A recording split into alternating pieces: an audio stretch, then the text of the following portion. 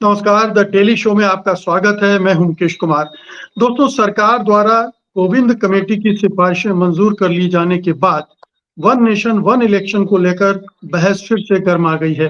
जैसी कि संभावना थी, कोविंद कमेटी ने वही सिफारिशें की हैं जो सरकार उनसे चाहती थी। उसने एक साथ चुनाव को संभव भी बताया है और फायदेमंद भी। मगर सच्चाई क्या है? क्या सचमुच में ये संभव है? और जो बड़े-बड़े दावे सरकार कर रही है, वे इससे पूरे हो सकते हैं? एक देश, एक चुनाव के मोटे तौर पर 3 बड़े फायदे गिनाए जा रहे हैं। पहला, एक साथ चुनाव होने से चुनाव करवाने और राजनीतिक दलों के खर्चों में आशातीत कमी आएगी। दूसरा, लगातार चुनाव चलते रहने की वजह से सरकारों का कामकाज प्रभावित होता है। अगर एक बार में चुनाव हो गए, तो फैसले जल्दी लिए जाएँगे और उन पर अमल भी जल्दी हो सकेगा। तीसरा, बार-बार चुनाव होने से मतदाता ऊब जाते हैं। अगर एक बार होंगे तो उनकी भागीदारी बढ़ाई जा सकेगी।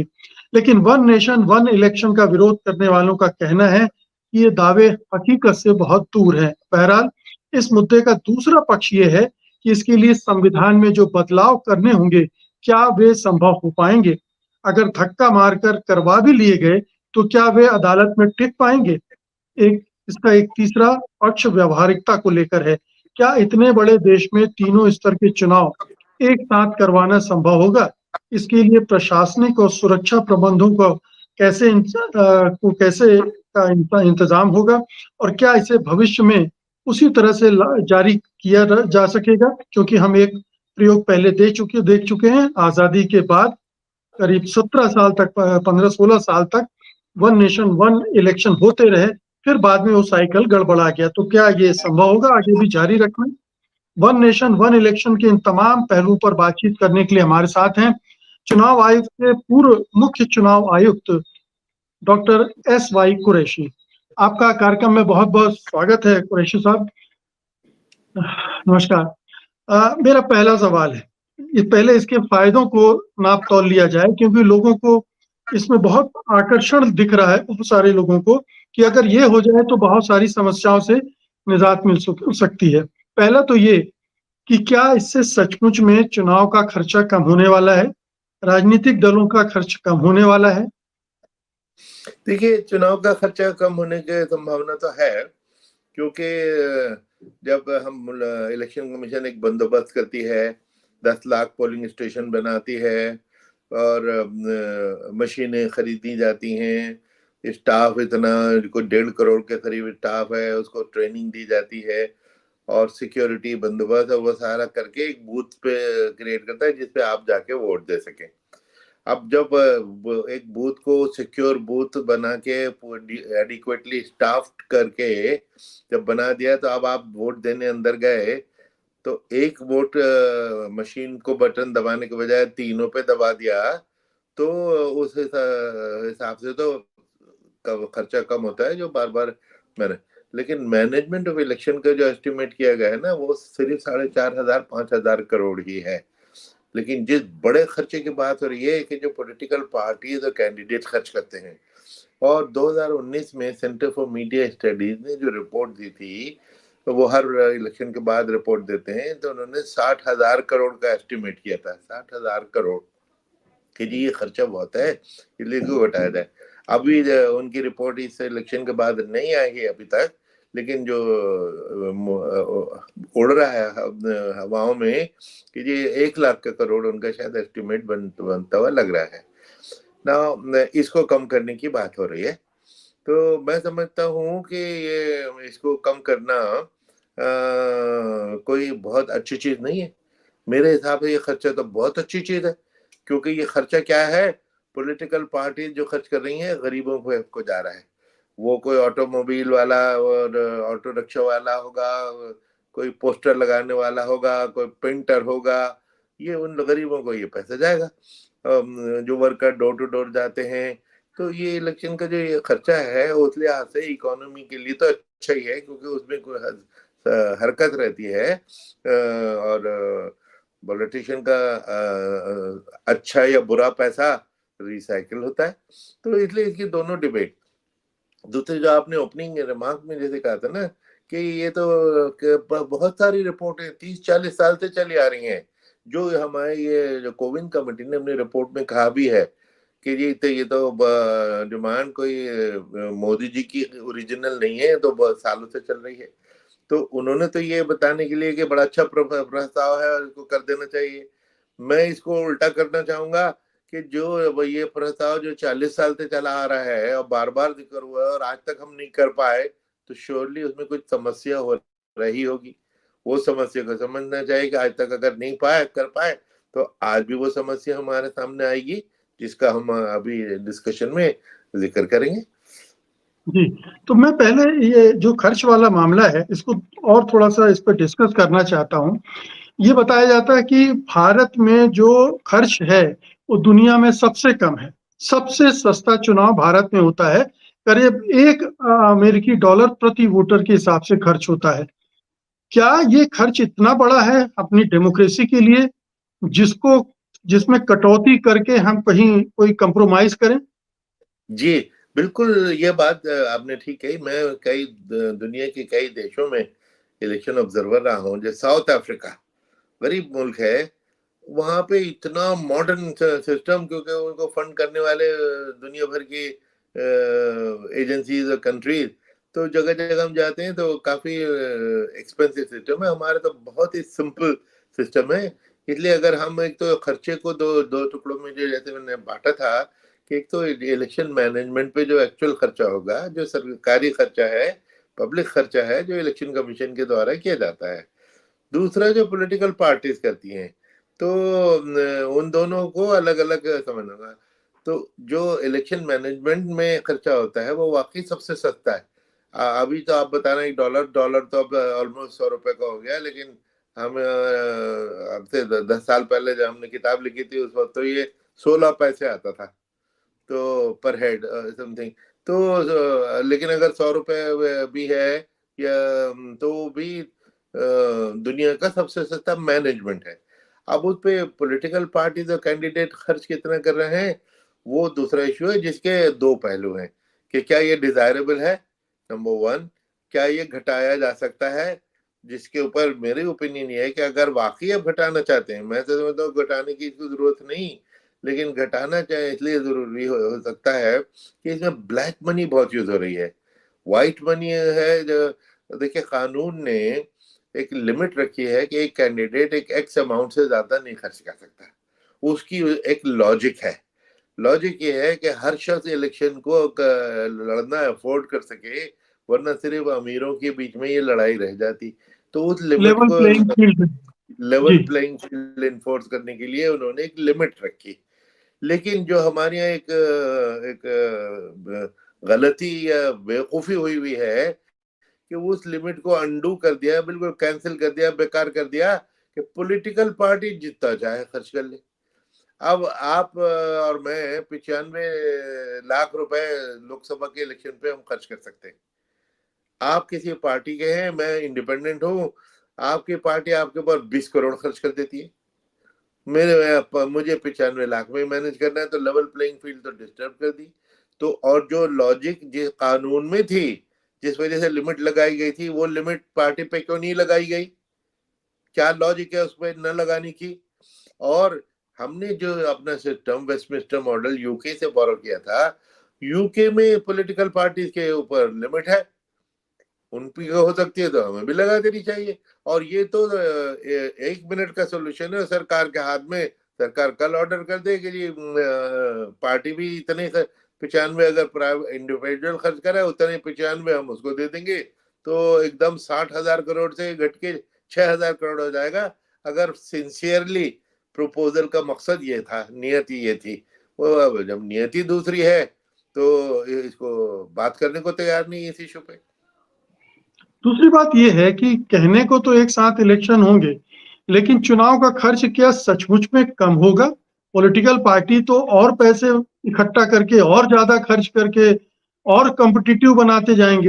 अब जब मोदी जी आए थे उसके पहले खर्च क्या था और मोदी जी ने किस तरह से उस खर्च को बढ़ाते-बढ़ाते कहीं पहुँचा दिया।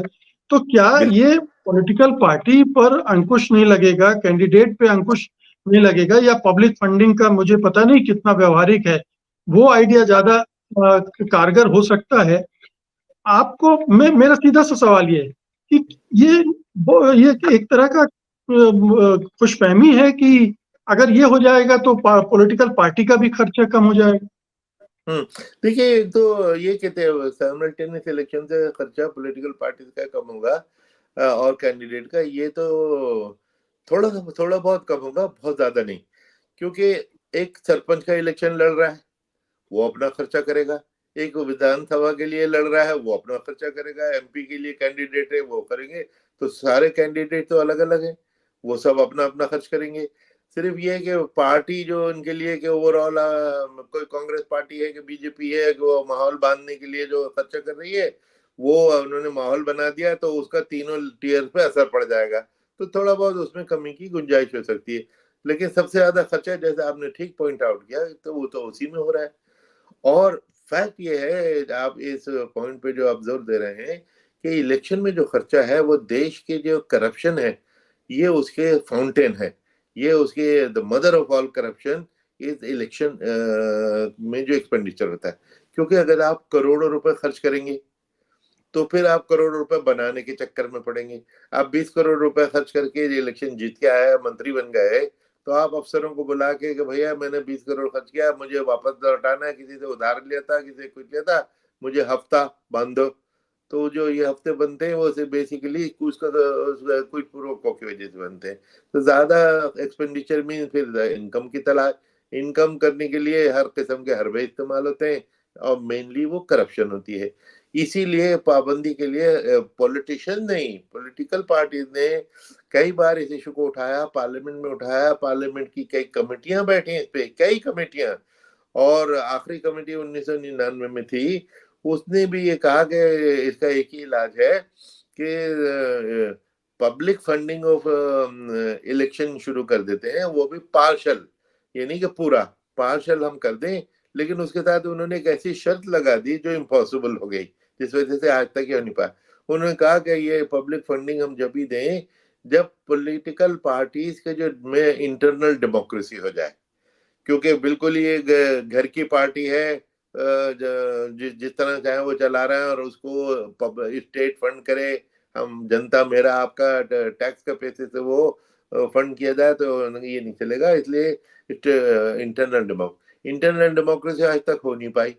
इस वजह से जो डिसीजन था 1999 की 99 की जो कमेटी है, वो आज तक इम्प्लीमेंट नहीं हुआ। लेकिन ये प्रपोजल अभी भी पब्लिक डोमेन में बार बार आता है कि स्टेट फंडिंग ऑफ इलेक्शन होनी चाहिए। मैं थोड़ा उसमें जरा उसको डिफरेंट करना चाहता हूँ।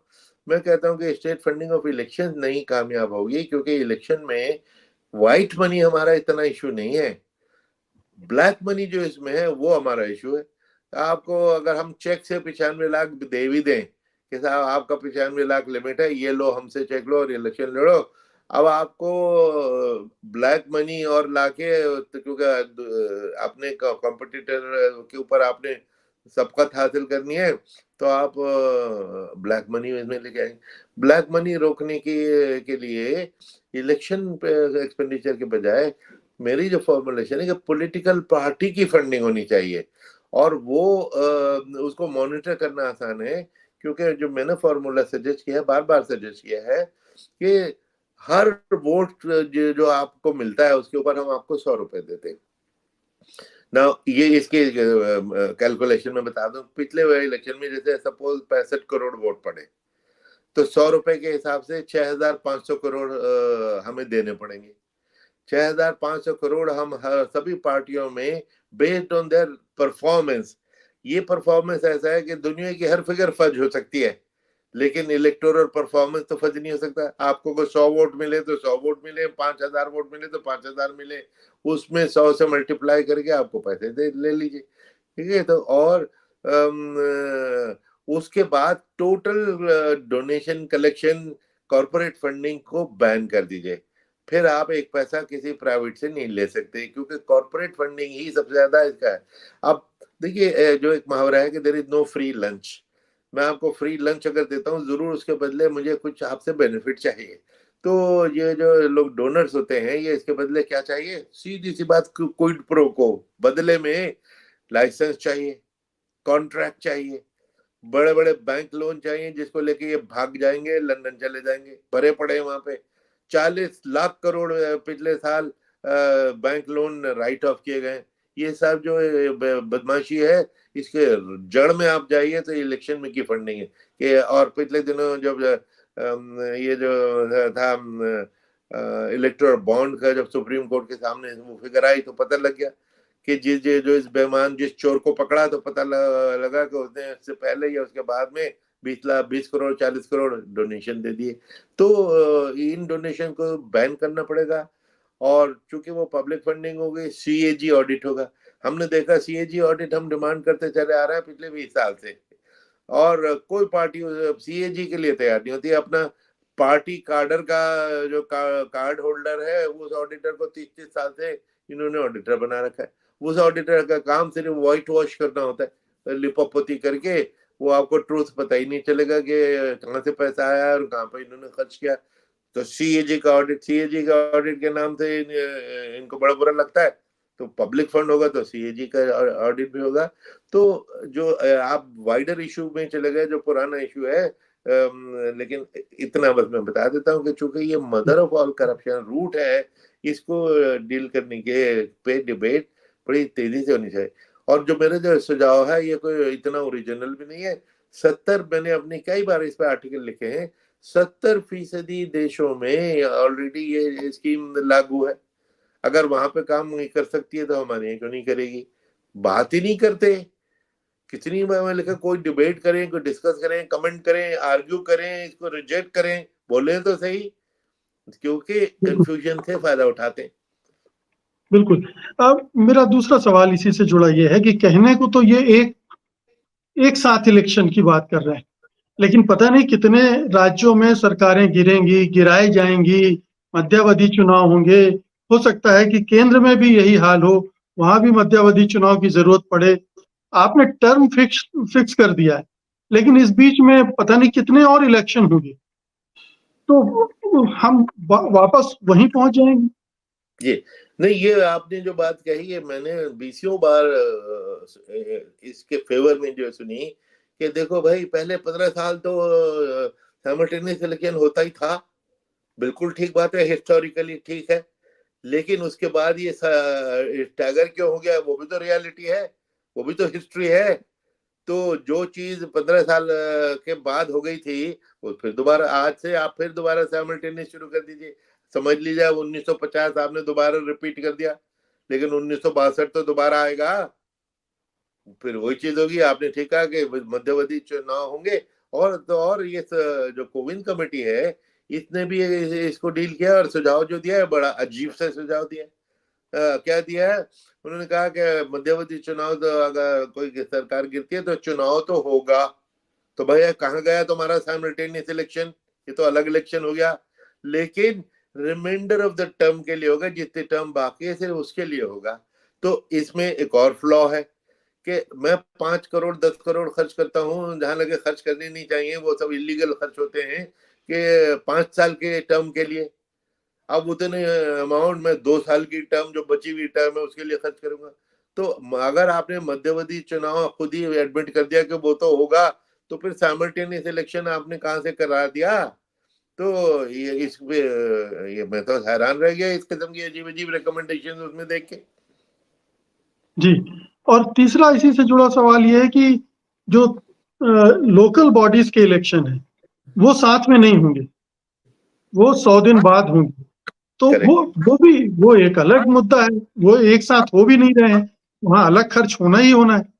जी नहीं, बिल्कुल ये दूसरी ये बात ओरिजिनली सबसे पहले जो मैं इसका क्रिटिसिज्म करता हूँ रिपोर्ट में कुछ खूबियां भी हैं, उसकी भी हम बात करेंगे। लेकिन ये उनका कहना खुद ही उन्होंने डिफाइन किया है कि जब हम साइमल्टेनियस इलेक्शन कह रहे हैं हमारा मतलब लोकसभा और विधानसभा है। भाई देखो 4120 एमएलए हैं, 543 एमपी है, 5000 लेजिस्लेटर्स की बात हो रही है। 5000 लेजिस्लेटर का साइमल्टेनियस करने के लिए पूरे देश में उथल पुथल कर रहे हैं। किस वजह से कर रहे हैं वो नियत को समझने की जरूरत है। 30 लाख इलेक्टेड रिप्रेजेंटेटिव को आपने बैक बर्नर पर रख दिया, पीछे कर दिया कि उनकी बात हम बाद में करेंगे, और जैसा आपने कहा कि 100 दिन बाद करेंगे ना, इससे बड़ा एब्सर्ड प्रपोजल नहीं हो सकता। 100 दिन बाद का इलेक्शन साइमल्टेनियस इलेक्शन नहीं है, वो नया इलेक्शन है, इंडिपेंडेंट इलेक्शन है, टोटली बंदोबस्त A to Z दोबारा होगा। तो वो साइमल्टेनियस इलेक्शन कहाँ गया भैया तुम्हारा? तो वो तो इलेक्शन ही दूसरा हो गया। और बल्कि उसमें मैं एक और भी मैं ऐड करना चाहूंगा कि जो लोग बोर हो जाते हैं, फटीग हो जाती है। आपने इलेक्शन के स्टाफ की फटीग का सोचा? इलेक्शन के फिटाम कौन कराते हैं? हमारी बहनें, माएँ, बेटियां जो स्कूलों में हैं, टीचर हैं, प्रिंसिपल हैं, वो कराती हैं। उनसे पूछिए, रोती हैं।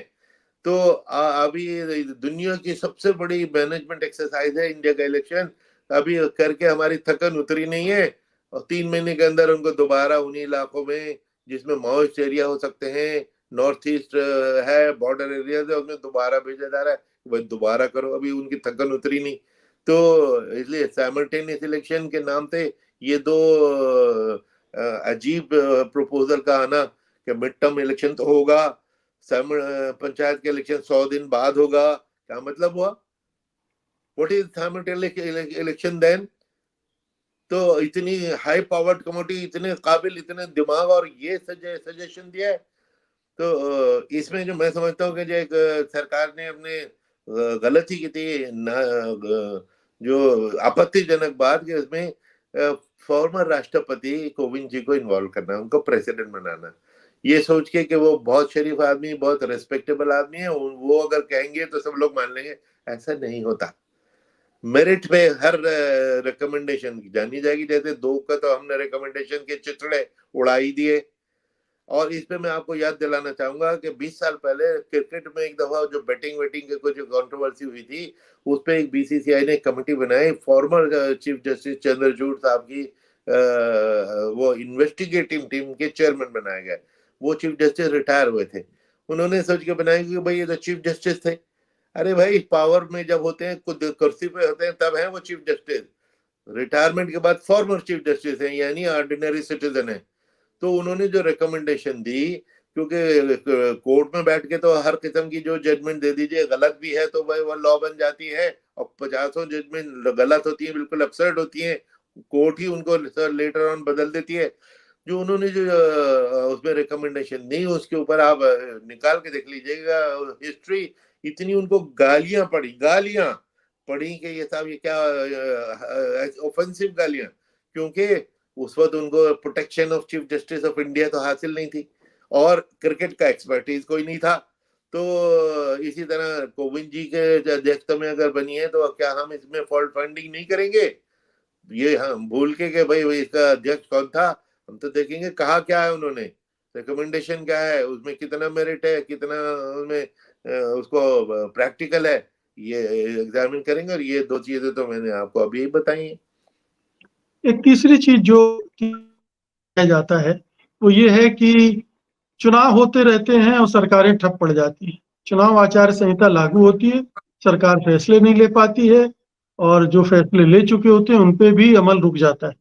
अगर एक साथ हो जाएंगे तो सरकार 5 साल के लिए फुर्सत हो जाएगी कि अब आप धड़ल्ले से काम कर सकते हैं। लेकिन क्या ये भी व्यवहारिक तौर पर संभव होगा? ये बार बार ये कहा जाता है काम ठप होता है, मैं कहता हूँ ये बिल्कुल बेबुनियाद बात है। आप सीधी सी बात, मैं आपसे रिक्वेस्ट करता हूँ आज, और सीरियसली कह रहा हूँ मैं, आप आज ही अभी ये model code of conduct download कर लीजिए इलेक्शन कमीशन की वेबसाइट से, उसको पढ़ लीजिए। उसमें सिर्फ एक चीज की ममानियत है, एक, कि आप नई स्कीम अनाउंस नहीं करेंगे, यानी हर ऑन गोइंग चीज चलती रहेगी। जो जो आप कर चुके हैं, अच्छी बुरी स्कीमें जो कर चुके हैं वो सब चलती रहेंगी, सिर्फ नई स्कीम। अब मैं एक सवाल जो करता हूँ कि सरकार जो है पावर में होती है, 4 साल 11 महीने तक उसको वो ब्राइट आइडियाज नहीं आते, वो ब्राइट आइडिया न्यू स्कीम के उसको सिर्फ 2 हफ्ते 3 हफ्ते पहले ही क्यों आते हैं?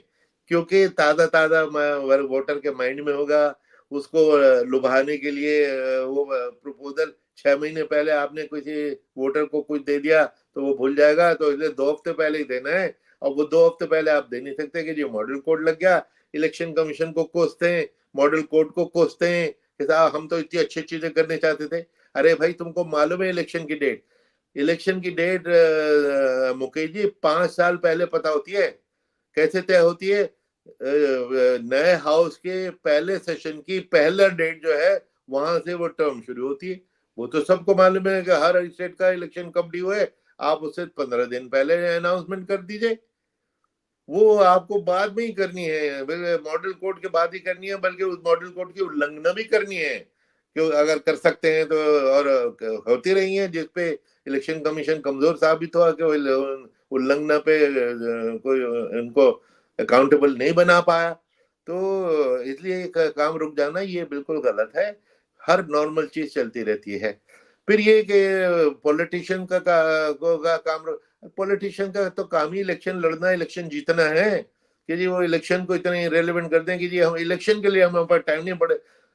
अब मैं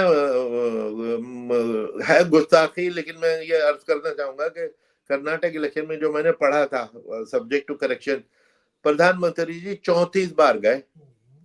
स्टेट इलेक्शन में प्रधानमंत्री 34 बार क्यों गए? कभी नहीं जाते थे, एक बार दो बार जाते थे। आप को इलेक्शन का इतना शौक है, आप 34 बार गए, हालांकि उसका फायदा भी कुछ नहीं हुआ, इलेक्शन भी हार गए।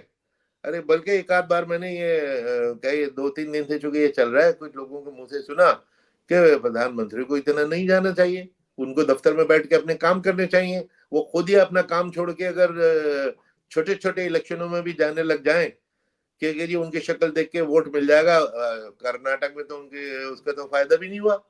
और अभी लेटेस्ट इलेक्शन में भी हमने देखा कि कितने 100-110 मीटिंग जो की, उसमें अब देख लीजिए कितना रिजल्ट आया कि कितनों में वो जीते। इसलिए जो पहले जो एक इम्प्रेशन था वो ज्यादा डाइल्यूट हो गया, तो इसलिए ये ब्लेम करना कि सारा काम ठप होता है, ये गलत है। 10-15 दिन ऑफकोर्स इलेक्शन में डीसी एसपी वगैरह ये तैयार हो जाए और ये वो हो, लेकिन सिर्फ नई स्कीम में बताया और नए ट्रांसफर नहीं कर सकते। भाई ट्रांसफर पहले से आप कर लीजिए। तो दूसरी चीज इसमें जो है कि चलिए आगे चलते हैं, इसको बहुत ज्यादा मैं तफसील में इसके संवैधानिक पक्ष पर आना चाहता हूं कि क्या ये एक शगुफावर है, ये संविधान में संशोधन करने पड़ेंगे इसके लिए और वो पॉसिबल नहीं, सरकार के पास मेजोरिटी नहीं है दोनों हाउस में, कैसे करेगी? क्या ये सिर्फ एक चर्चा इस पे करते रहें लोग और बाकी मुद्दों को भूल जाएं, एक डाइवर्जन टैक्टिक्स है, क्या है ये? जी ये चीज जो आपने लफ्ज यूज किया ना, ये मैंने पिछले 2-3 दिन में कई चैनल पे जो मैं बातचीत हुई तो उसमें ये लोगों ने कहा कि भाई 10 साल सरकार के पास एब्सोल्यूट मेजोरिटी थी, जब तो उन्होंने किया नहीं। और अब जब मेजोरिटी नहीं है, ना लोकसभा में पास हो पाएगा ना राज्यसभा में, और आधी स्टेट्स में हो पाएगा कि नहीं हो पाएगा, तो कोई गारंटी नहीं। तो अगर जब ये गारंटी नहीं है तो फिर तो ये शगुफा हो गया, फिर तो ये डाइवर्जनरी टैक्टिक हो गई, ताकि आप एम्प्लॉयमेंट की बात न कीजिए, वो न पूछिए।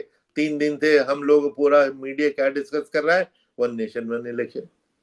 और शायद 10 दिन करेगा, फिर जब ये बिल इंट्रोड्यूस होगा तब फिर 15-20 दिन। ये तो ये कहना, ये अगर लोगों के दिमाग में आ रहा है कि डाइवर्जनरी ये टैक्टिक है, तो ये सोचना तो फिर जायज बन जाता है।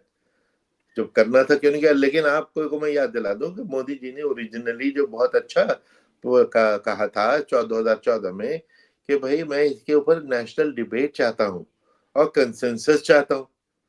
तो चाहते तो 2014 में थोप देते, नेशन पे नहीं थोपा, डिबेट कराई। लेकिन 10 साल डिबेट तो हुई, खूब हुई, कंसेंसस तो नहीं हुआ। अब लॉजिकली अगर कंसेंसस नहीं हुआ, जो मकसद था कि कंसेंसस अगर नहीं हुआ तो इस प्रपोजल को शेल्फ कर देना चाहिए, ड्रॉप कर देना चाहिए था।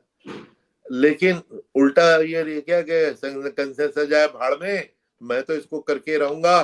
चलो भाई कोविंद साहब, आपको ये नहीं हम पूछ रहे कि ये प्रोज एंड कॉन्स के ये करना अच्छा है कि बुरा है, ये करने का फैसला हमने कर लिया, ये बताओ क्या क्या स्टेप रिक्वायर्ड है। वो उन्होंने बता दिए कि साहब कॉन्स्टिट्यूशन में कितनी अमेंडमेंट है, लॉज में कौन कौन से अमेंडमेंट है, ये वो बता दी। संभव होंगी नहीं होंगी वो आपने जैसे फ्लैग किया, वो इतना आसान नहीं है।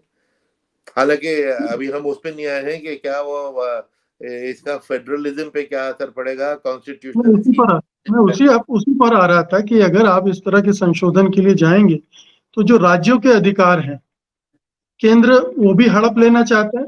राज्यों के जी चुनाव राज्यों की जिम्मेदारी है।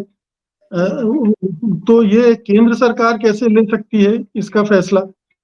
जी ठीक है, देखिए अगर वे आपके पास 15 स्टेट में सरकारें हैं और आप रेटिफाई कर लें, वो अलग बात है। हम्म, लेकिन ये तो राज्यों के अधिकार को हड़पा जाना होगा। हाँ एग्जैक्टली यही तो राज्य कह रहे हैं कि देखिए हर स्टेट की अपनी अलग पॉलिटिक्स है, अलग ग्राउंड रियलिटीज हैं। उसके मुताबिक अब दिल्ली में क्या हो रहा है और पार्लियामेंट में क्या हो रहा है और तमिलनाडु में क्या हो रहा है, वो बिल्कुल अलग अलग चीजें हैं।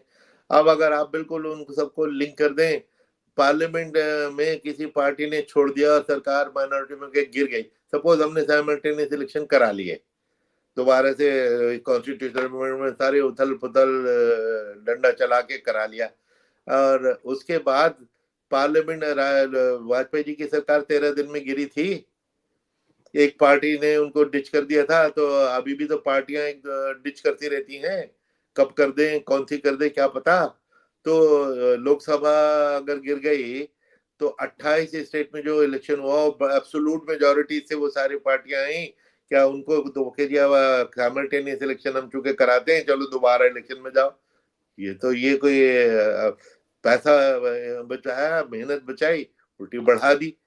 तो वो अपना पॉलिटिक्स, अब तमिलनाडु में केरला में इधर उधर कहीं बाई इलेक्शन हो गया, मिड टर्म पोल हो गया, तो रेस्ट ऑफ द कंट्री पे असर नहीं।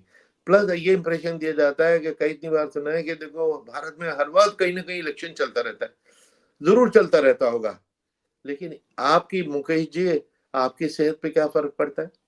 नागालैंड में इलेक्शन हो रहा है, त्रिपुरा में हो रहा है, कश्मीर में हो रहा हो, केरला में हो रहा हो, आप जिस इलाके में रहते हैं, पता नहीं आप नोएडा में रहते हैं कि दिल्ली, आपकी कॉन्स्टिट्यूंसी में हो रहा होगा तब आप प्रभावित हैं।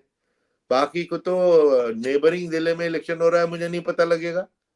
तो कि जी सब कम जरूर इलेक्शन हो रहा है, सिर्फ दो लोगों को पता होता है कि इलेक्शन हो रहा है, वो प्रभावित होते हैं। एक तो इलेक्शन कमीशन, क्योंकि इलेक्शन जहां भी हो इलेक्शन कमीशन नहीं तो जाके कराना है। और पत्रकारों की भी ये दिक्कत रहती है सर। पता, हाँ नहीं पता, नहीं नहीं मैं बताता आता हूँ उस पे, पत्रकारों जी, पे। दूसरा कि टॉप पॉलिटिशियन जिन जो वहां पे इलेक्शन लड़ रहे हैं उनको वो उसमें इंटरेस्ट है। पत्रकार के लिए तो अच्छी चीज है, आप अगर 5 साल के लिए मैं आपको फ्री कर दूं कि एक बार इलेक्शन करा दिया, अब आप 5 साल के बाद आइए, आप तो जॉबलेस हो जाएंगे भाई साहब। इसलिए बार बार इलेक्शन पत्रकारों के लिए तो एक्टिविटी है। वो तो जितना लंबा होता है और वो उसमें ओपिनियन पोल, ये पोल वो पोल बिल्कुल करके बिल्कुल। करते रहते ना। चैनल तो उसी में कमाई करते हैं। ये तो वो मतलब सीजन टाइम होता है उनका इलेक्शन। एग्जैक्टली तो सिर्फ जी, दो लोगों को ये कहना कि जी जनता थक जाती है। अब नागालैंड के इलेक्शन में दिल्ली की जनता कैसे थक जाएगी बताइए? तो बहुत दूर है वो अपने, इसलिए ये एग्जैजरेटेड है वो है। तीसरी चीज ये इसमें कि एक्चुअली जनता चाहती क्या है, वाकई क्या जनता थकती है?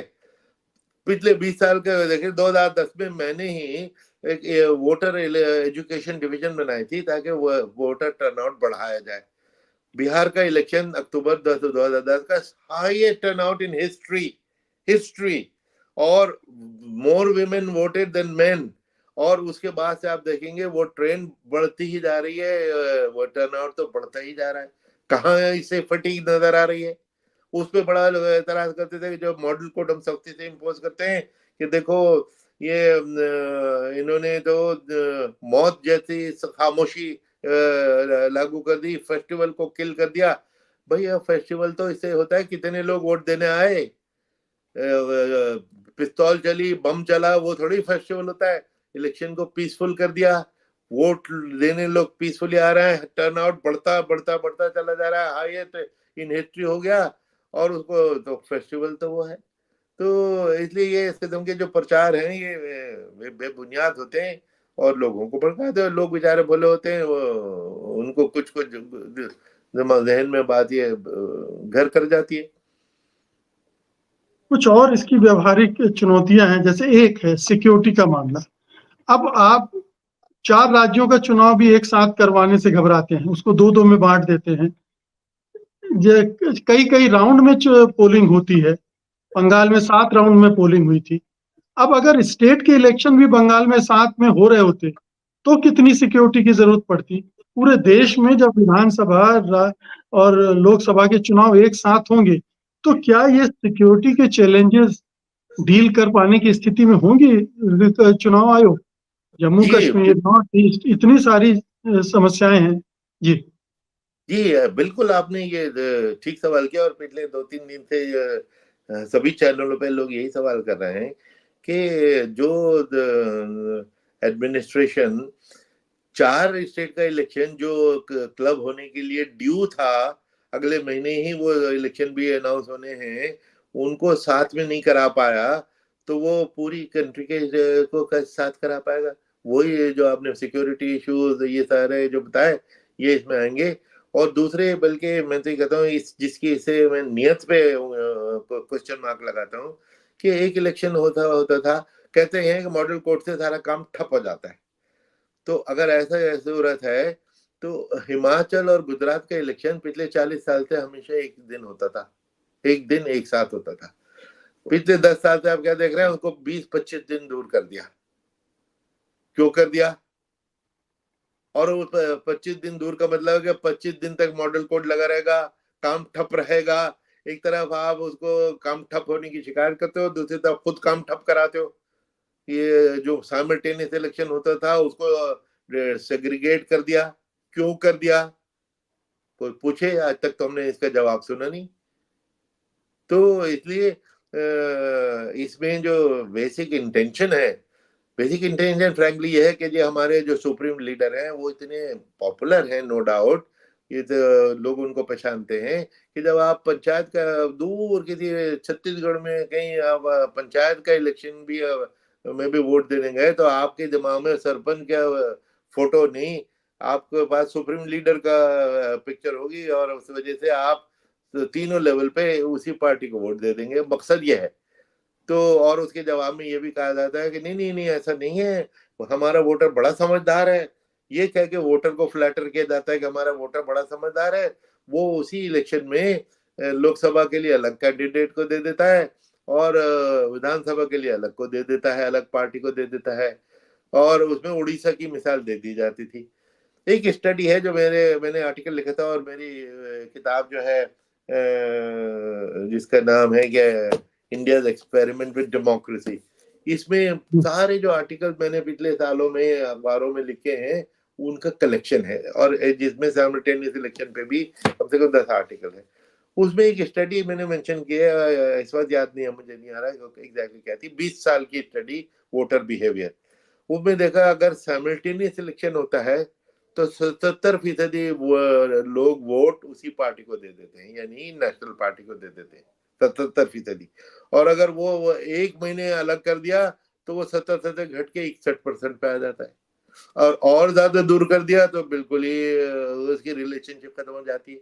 और एक मिसाल आपको याद होगी, वही दिल्ली का वोटर विधानसभा इलेक्शन में 70 में से 60 सीटें आम आदमी को देता है। 8 महीने 10 महीने के बाद लोकसभा इलेक्शन होता है, उसमें बिल्कुल टोटली ऑपोजिट रिजल्ट देता है। बल्कि लास्ट इलेक्शन में तो 7 की 7 सीटें बीजेपी को गई, जबकि मेजोरिटी विधानसभा में ही है। तो वोटर अगर सेग्रीगेट हुआ, अगर वोट वो एक ही दिन हुआ होता तो शायद रिजल्ट डिफरेंट हो जाते, क्योंकि उस वक्त एक माइंड पे एक फिगर एक पिक्चर डोमिनेंट होती है, रोज टीवी पे आ रही है, हर तरह से उसका ब्लिट्स हो रहा है, तो रिजल्ट डिफरेंट हो सकता था। तो इसलिए सेग्रीगेटेड इलेक्शन से वोटिंग बिहेवियर पे फर्क पड़ता है। ये तो एक स्टडी ने बताया है, एक सीरियस स्टडी थी 20 साल की। जी। तो क्या ये अभी आपने चूंकि बार बार इंटेंशन, नियत की बात की, क्या ये एक तरह से पूरे सिस्टम को प्रेसिडेंशियल फॉर्म ऑफ डेमोक्रेसी में कन्वर्ट करने की एक कोशिश है? क्या ये टू पार्टी सिस्टम हो जाए देश में, एक ये कोशिश है? छोटी छोटी पार्टियां छट जाएं और दो पार्टियां रहें, जिनमें से एक जाहिर है कि सुप्रीम लीडर की होगी। हाँ नहीं देखिए, जो 20 साल 10 साल से हम सुनते चले आ रहे हैं जो एक क्रिटिसिज्म कि ये इसको प्रेसिडेंशियल फॉर्म ऑफ इलेक्शन कराने की कोशिश है। तो जिसका मतलब ये कि अब आप यूएस प्रेसिडेंट देख रहे हैं इतनी सारी उनकी करोड़ों की पॉपुलेशन में आपके सामने दो नाम है, दो फेसेस है, Donald Trump and Kamala Harris. तीसरा तो फेस ही नहीं है। अब हालांकि यूएस में भी by the way simultaneous election होते हैं और उसी दिन 30 इलेक्शन हो रहे होते हैं, 30 इलेक्शन, लेकिन आपको कुछ पता नहीं क्योंकि आपके पास टू डोमिनेंट फेसेस जो है प्रेसिडेंशियल, उन्हीं का फेस, उन्हीं का नाम सामने होता है।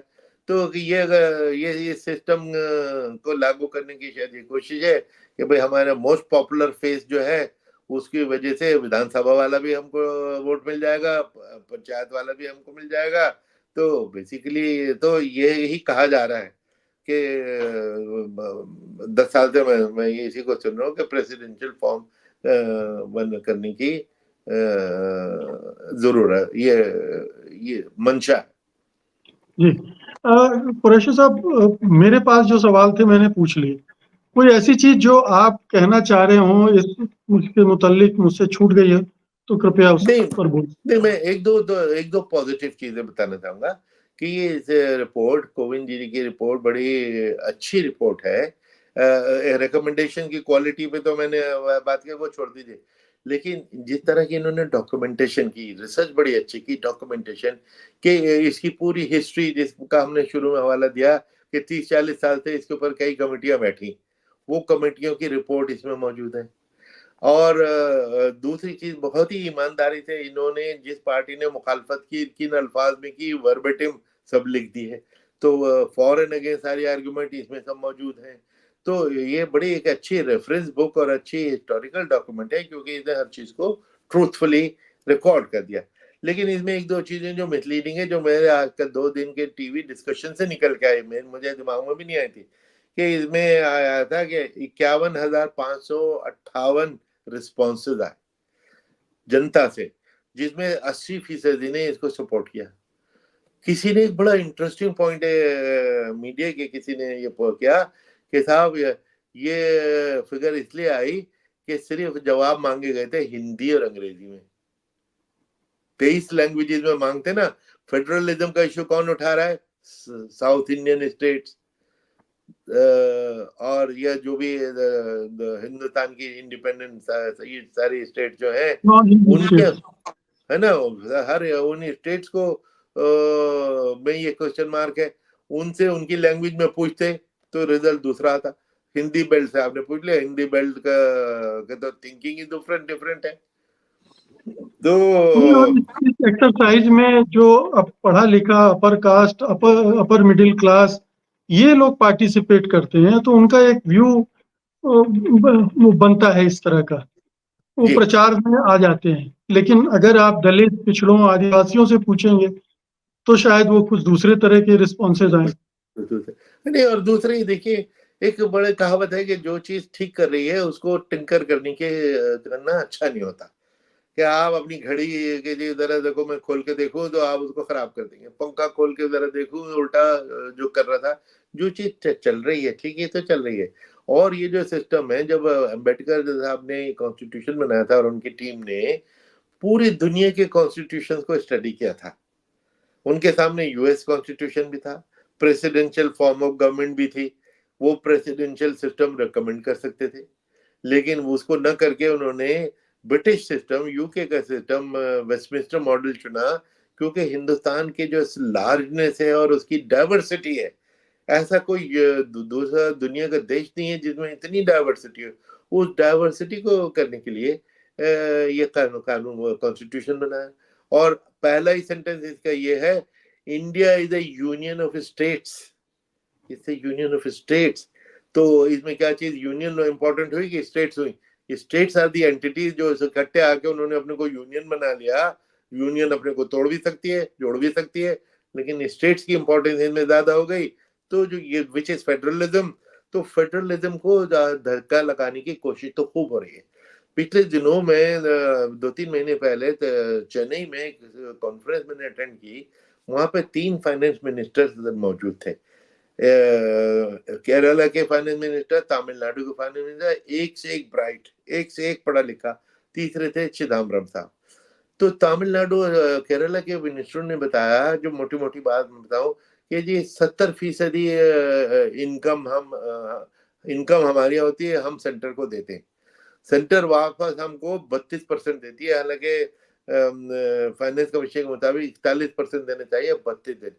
और जो उन्होंने पिक्चर वो खींची थी, उसे इतना रूंगटे खड़े हो जाते हैं। उन्होंने कहा कि साहब हमको भिखारी बना दिया है, हम भीख मांगते हैं सेंटर से अपना ही पैसा वापस मांगने के लिए। अपना पैसा क्या है, 70 में से 32 को मांगने के लिए हम हाथ फैलाए रखते हैं, इस तरह वो करते हैं।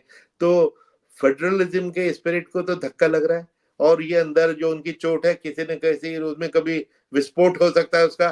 तो उसके लिए हमें सतर्क रहना चाहिए कि विस्फोट इसी तरह होते हैं कि अगर कि एक ग्रीवेंस या एक जख्म है जिसको फौरन ट्रीट नहीं किया गया, तो मैं तो वो सुन के मैं तो वाकई हिल गया कि वो अपनी कहानियां एक्चुअल फैक्ट के साथ कि हमने ये प्रपोजल दिया, ये प्रपोजल दिया, वो प्रपोजल दिया। और तो उन्होंने कहा कि साहब ये कही था कि ये वो जो फ्री आटा बांटा जाता है, अनाज बांटा जाता है, उस बोरी के ऊपर एक पर्टिकुलर फोटो होना चाहिए। तो किसी स्टेट ने कहा हम वो फोटो नहीं रखेंगे, तो उन्होंने कहा हम तुमको पैसा नहीं देंगे। अरे भाई, किसी पार्टी के फंड से जा रहा है, ये सरकारी पैसा है, नेशनल पैसा है, पब्लिक का पैसा है। तो ये इस किस्म की शर्त जो है ये बहुत इनअप्रोप्रिएट लगती है। तो फेडरलिज्म वाले इशू को देखना पड़ेगा। और आपने मैंने पार्लियामेंट में क्या क्या डिफिकल्टीज आएंगी, इसको तो क्या बाद में ये सुप्रीम कोर्ट में भी तो जाएगा। Federal structure is the basic structure of the constitution. और 13 जज की बेंच ने, सुप्रीम कोर्ट ने ये जो डॉक्ट्रिन है ये एस्टैब्लिश किया था, उसके जी। बाद दोबारा जाएगा। तो क्या उसका नतीजा निकलेगा, वी डोंट नो। लेकिन ये सारा कंफ्यूजन और सारी एफर्ट एंड एनर्जी इस इशू पे खर्च करने का कोई फायदा नहीं। और दूसरे सपोज आपने कर भी लिया, कोई शख्स हमेशा तो रहता नहीं। क्या हमारे पास इन फ्यूचर इतने कैरिस्मेटिक लीडरशिप होगी, इतने कैरिस्मेटिक प्राइम मिनिस्टर होंगे कि जिनको पूरा देश जानता है और उनको पूजा करता है? नहीं होंगे, कोई और फेसेस हो सकते हैं। तो इसलिए जो ठीक ठीक चल रही है उसको डिस्टर्ब करना और फॉर कमजोर कारणों से जी। ये कोई मुनासिब बात नहीं। अंतिम सवाल है, क्या इससे बेहतर सरकार ये कर सकती थी कि जो इलेक्शन रिफॉर्म्स पेंडिंग है उनका बस्ता खोलती और उस पे कदम बहुत उठाती, बहुत साफ ठीक सुथरे बात। इलेक्शन की दिशा में कदम उठाती, बजाय जी, इसके कि नए नए शगुफे छोड़ने के कि इतिहास में मेरा नाम अमर हो जाए, मेरी ही चर्चा होती रहे देश भर में, भविष्य में भी याद रखा जाए। क्या ये बेहतर रास्ता होता अगर ईमानदारी और सिंसियरिटी है सरकार में तो? करेक्ट, बहुत ठीक बात की आपने कि देखिए इलेक्शन कमीशन के 30-30 साल से प्रपोजल पड़े हुए हैं। जब मैंने छोड़ा था 14 साल पहले, उस वक्त 39 प्रपोजल थे, अब 100 के करीब है। और उनको 100 को छोड़ दीजिए, 5 ले लीजिए। जो आपने ये कहता है ऑनेस्टी इन इलेक्शन मैनेजमेंट, जो करप्शन है, करप्शन के इशू को 43% एमपी के खिलाफ क्रिमिनल केसेस हैं। 43%। और ये 2004, 9, 14, 19 में बढ़ते ही चले जा रहे हैं। तो इसको डील करने की, खर्चा कम करने के लिए जो बातें हैं, जो खर्चा कम करने का बताया कि पॉलिटिकल पार्टी पे खर्चा बंद कर दीजिए, state funding of political party कर दीजिए, और प्राइवेट फंडिंग बंद कर दीजिए। क्योंकि प्राइवेट फंड का मतलब है क्रोनी कैपिटलिज्म। जो आपको हजारों करोड़ देगा, वो तो उसके बदले लाइसेंस तो लेगा, जो दिखाई दे रहा है ना। तो ऐसी सूरत में जो उस किस्म के रिफॉर्म, 4-5 रिफॉर्म पे अगर फोकस करके उसकी बात ही नहीं होती, वो करें। एक बुला ले इलेक्शन कमीशन को 2 दिन की कॉन्फ्रेंस में, और एक एक आइटम को डिस्कस करके उसको रिजॉल्व कर दें, तो उसकी बात नहीं होती। तो अल्टीमेटली इन से एक नियत जो का बात मैंने और आपने दोनों ने बार बार यूज की है कि नियत क्या इंपॉर्टेंट चीज होती है। नियत अच्छी हो तो हर सोल्यूशन निकल आता है। नियत में अगर खोट हो, या कुछ और ही ऐसी इंटेंशन है जो हमको आपको नजर नहीं आ रही, कुछ और ही इरादा है, तो वहां प्रॉब्लम शुरू हो जाती है। बिल्कुल। कुरैशी साहब, बहुत बहुत शुक्रिया आपका। ये बहुत ही ज्वलंत मुद्दा है और इसके जो पेचो खम हैं उसको आम लोग समझे बिना वन नेशन वन इलेक्शन के नारे में फंसते जा रहे हैं। जी। प्लीज। एक आपने चूंकि मुझे इजाजत दी थी कि कोई और भी आइटम हो, एक और बता दूं कि एक बड़ा अच्छा प्रस्ताव इसमें है में कि तीनों, चूंकि वोटर आप और मैं, चाहे लोकसभा हो, विधानसभा हो या पंचायत, वोटर तो आप ही हैं, तो इलेक्टोरल रोल कॉमन होना चाहिए। इसकी डिमांड 20 साल से चल रही है और मैं भी उसको सपोर्ट करता रहा हूँ। ओनली प्रॉब्लम इसमें ये होती है कि देखने में क्या आता है कि आप लोकसभा का इलेक्शन, विधानसभा में गए तो आप थे, पंचायत के इलेक्शन में या म्यूनिसिपल कमेटी के लिए आप गए तो आपका नाम कटा हुआ है, या उनकी में गिनती बढ़ी हुई है या घटी हुई है। तो ये कैसे हो सकता है? क्योंकि दो डिफरेंट एजेंसी इसको देखती हैं। लोकसभा विधानसभा इलेक्शन कमीशन ऑफ इंडिया देखती है, दूसरी स्टेट इलेक्शन कमीशन देखती है। वो भी कॉन्स्टिट्यूशनल इंडिपेंडेंट अथॉरिटी है, हमारे सबऑर्डिनेट नहीं है, इंडिपेंडेंट है। वो करते हैं। इन्होंने कहा कि एक रोल होना चाहिए, बड़ा अच्छा सजेशन है, लेकिन उसको करेंगे कैसे? ये कहा कि ये दोनों मिलके कोऑर्डिनेट करें, कोऑपरेट करें ना। कोऑर्डिनेशन कोऑपरेशन कहना आसान होता है, लेकिन इसमें बड़े बड़े ईगो इश्यूज, एडमिनिस्ट्रेटिव इश्यूज वगैरह इसमें आते हैं। सपोज स्टेट इलेक्शन कमिश्नर कहता है कि मुझे फला डीएम ट्रस्ट वर्दी नहीं है और यह फला तहसीलदार को मैं बदलना चाहता हूँ। इलेक्शन कमीशन कह के नहीं नहीं ये तो बहुत अच्छा है, हम तो नहीं बदलने देंगे, तो लड़ाई हो जाएगी। तो उसको कौन निपटाएगा? तो अच्छा, आप कॉन्स्टिट्यूशनली उसको सबऑर्डिनेट और इसको सुपीरियर डिक्लेयर नहीं कर सकते, दोनों बराबर हैं। तो इस किस्म के झगड़े और ये सारे शायद रिजॉल्व हो सके, लेकिन इसमें प्रैक्टिकल प्रॉब्लम आने की। लेकिन प्रस्ताव बहुत अच्छा है। मैंने इसके ऊपर कई बार सजेशन दिया था कि कॉमन रोल बनाए। इलेक्शन कमीशन ऑफ इंडिया के लिए लोएस्ट यूनिट एक पूरा गांव है। आप गांव में किस मोहल्ले में रहते हैं मुझे उसमें से कोई दिलचस्पी नहीं है, लेकिन पंचायत इलेक्शन वाले को मोहल्ला इंपॉर्टेंट है कि वो उसमें वार्ड होते हैं, 10 वार्ड 15 वार्ड होते हैं, कौन से वार्ड में आप रहते हैं। तो हमने कहा कि ये पूरा एक बना दो कॉम्प्रिहेंसिव, जिसमें वार्ड में भी मुकेश जी कौन से मोहल्ले कौन से वार्ड में रहते हैं वो लिखा दो। लेकिन मेरे पर्पज के लिए मैं उसके ऊपर एक पर्दा डाल दूंगा, उसको मास्क कर दूंगा, कंप्यूटर में कॉमन टर्म है, मास्क कर दीजिए। तो मुझे सिर्फ पूरे गांव के नंबर देखने हैं, उसके मुताबिक मैं एक पोलिंग बूथ बना के वहां पे आपसे वोट करा लूंगा। म्यूनिसिपल इलेक्शन कराने वाला उस पर्दे को उठा लेगा, मास्क को अनमास्क कर देगा, उसको मोहल्ले और वार्ड दिखने लग जाएंगे, वो उसका इस्तेमाल कर लेगा। लेकिन रोल एक ही है, लेकिन और उसमें ये टेक्नोलॉजी के जरिए इसको काम इस्तेमाल कर सकते हैं। इन सारी चीजों को 20 साल से चला आ रहा है, इनको इम्प्लीमेंट कर लीजिए, बहुत अच्छी चीज है। बड़ा गुस्सा आता है लोगों को जब वो देखते हैं और इलेक्शन सिस्टम में ट्रस्ट चला जाता है कि अभी तो 2 महीने पहले मैंने वोट दिया था, अब मेरा नाम कटा हुआ है। तो उससे लोगों का ट्रस्ट डेमोक्रेसी में तो हिल जाता है ना। बिल्कुल। और आजकल की टेक्नोलॉजिकल दुनिया में ये बड़ा मुश्किल काम नहीं है, इतना जी मुश्किल बिल्कुल, काम नहीं है। Not at all, not at all. बिल्कुल, सारे डाटा को कलेक्ट किया जा सकता है। बहरहाल बहुत बहुत शुक्रिया कुरैशी साहब आज की बातचीत के लिए। धन्यवाद थैंक यू। आपका। नमस्कार।